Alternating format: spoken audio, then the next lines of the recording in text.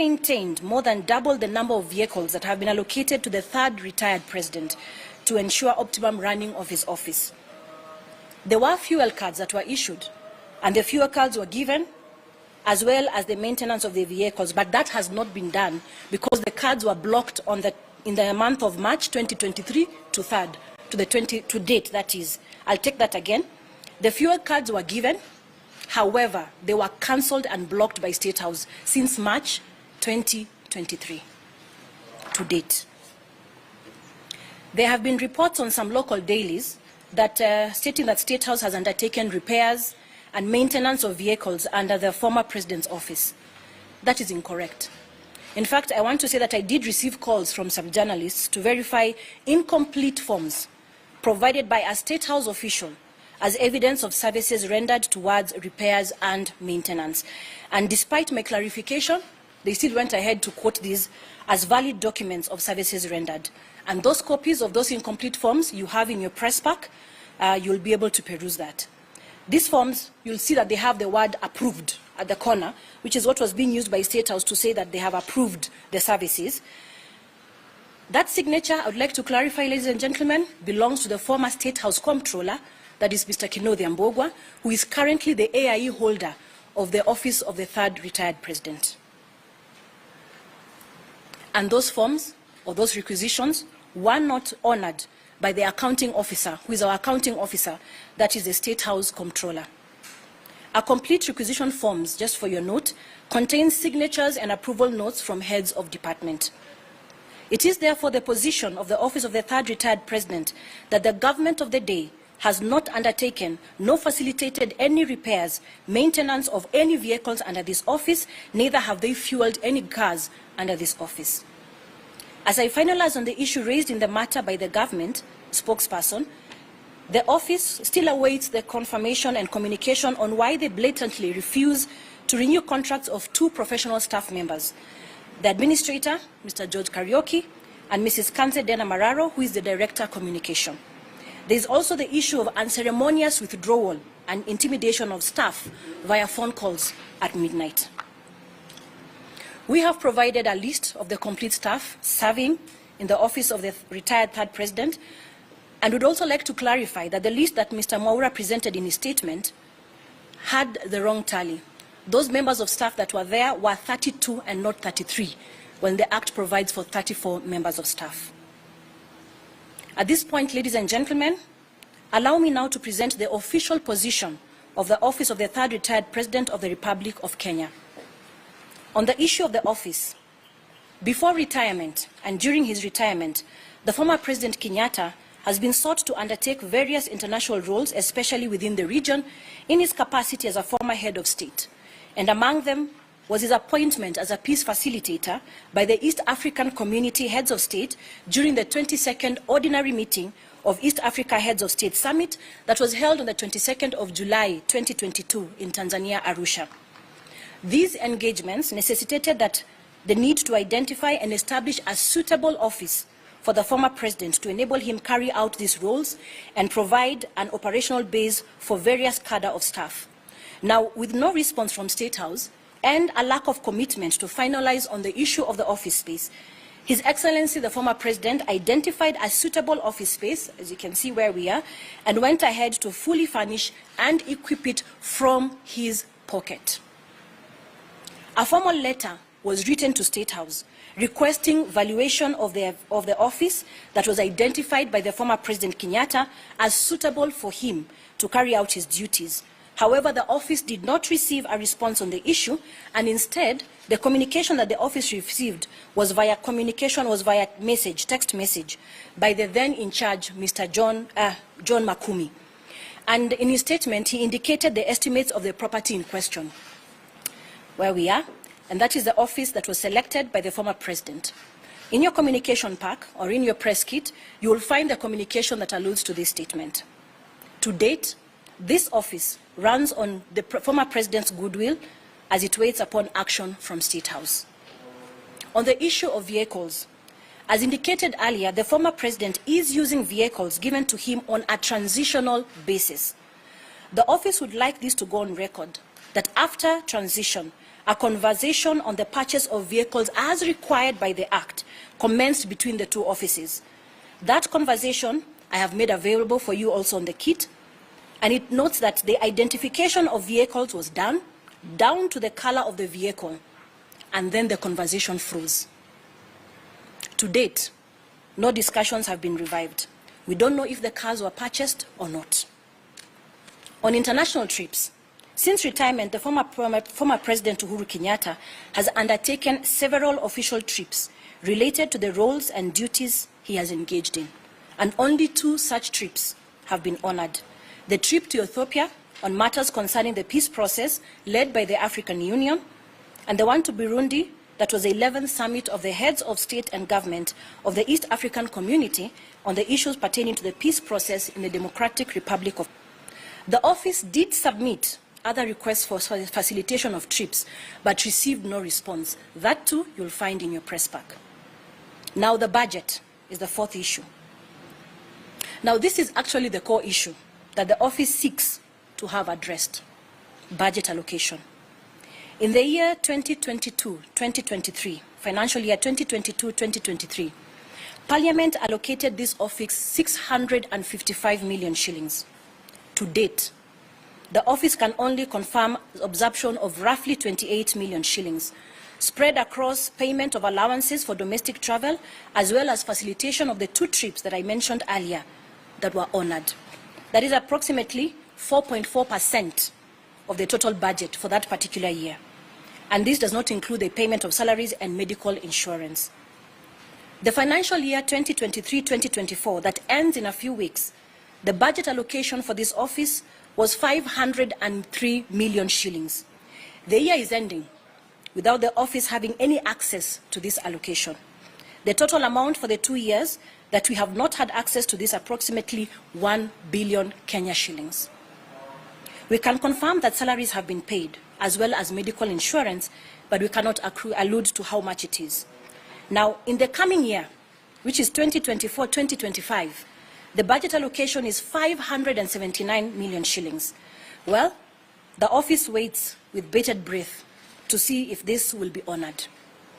You see, the quagmire that this office is in is that the office cannot substantiate what has been used and where the monies have been used, since several requests and attempts to get budget returns from the accounting officer, who is the State House Comptroller, have fallen on deaf ears.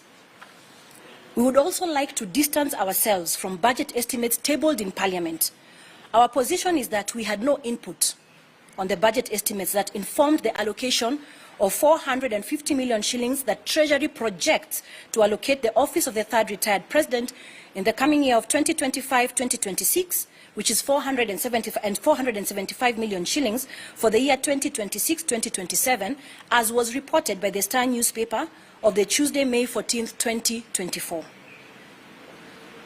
You see, after budget estimates are approved by Parliament, the monies are disbursed to the accounting officers through Treasury. It is at this point that our department or office is able to access the budget allocation through the accounting officer as per their requirements. And I just want to state that our accounting officer in this case is our State House Comptroller. The total cost of the plan is then submitted to Parliament as budget estimates. And once approved, the budget allocation will be under care of the accounting officer, who then is expected to allocate the monies to the department office. This process has not happened in our case. The lack of access to our rightful budget allocation has forced the former president, Uhuru Kenyatta, to run the office from his pocket, paying for all the bills the office incurs. Communication. The office notes with concern the choice of communication by State House to this office. State House chooses a verbal form of communication on official issues or chooses not to respond to correspondence by this office.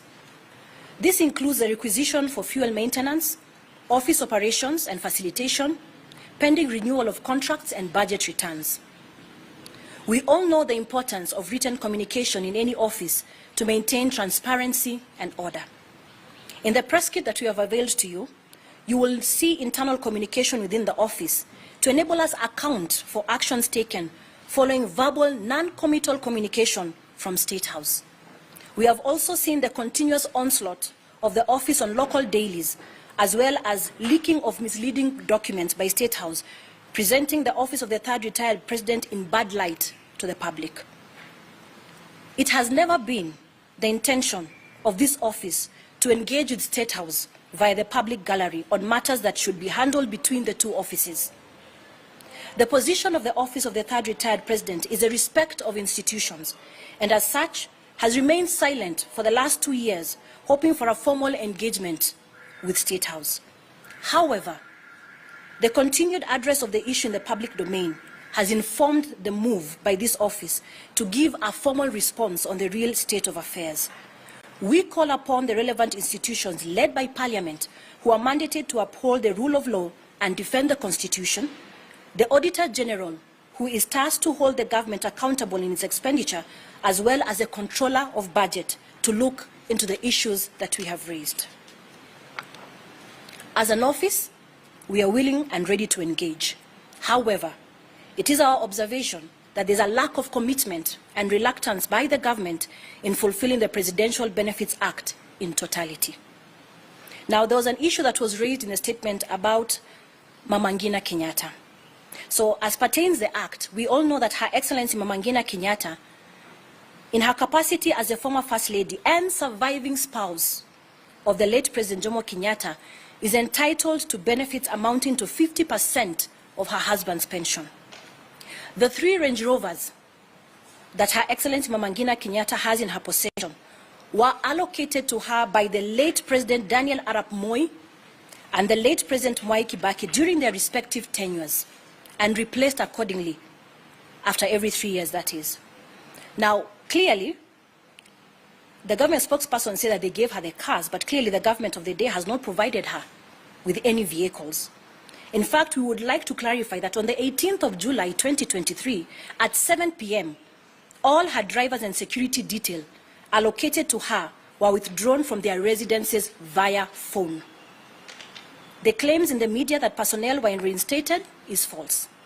To cap it all, fuel cards for her vehicles were also blocked since March 2023 to date, and vehicle maintenance denied. She fuels and maintains these government vehicles, one of which has been unserviceable for approximately over 1 year. We do note that there are other beneficiaries of the Presidential Retired Benefits Act, which include the former Prime Minister, Right Honorable Raila Odinga, the first retired Vice President, Honorable Mudi Awori, and the second retired Vice President, Honorable Kalonzo Musyoka. We also know that the current Prime Cabinet Secretary, Honorable Musalia Mudavadi, was also a beneficiary of this office before his new role in the current government.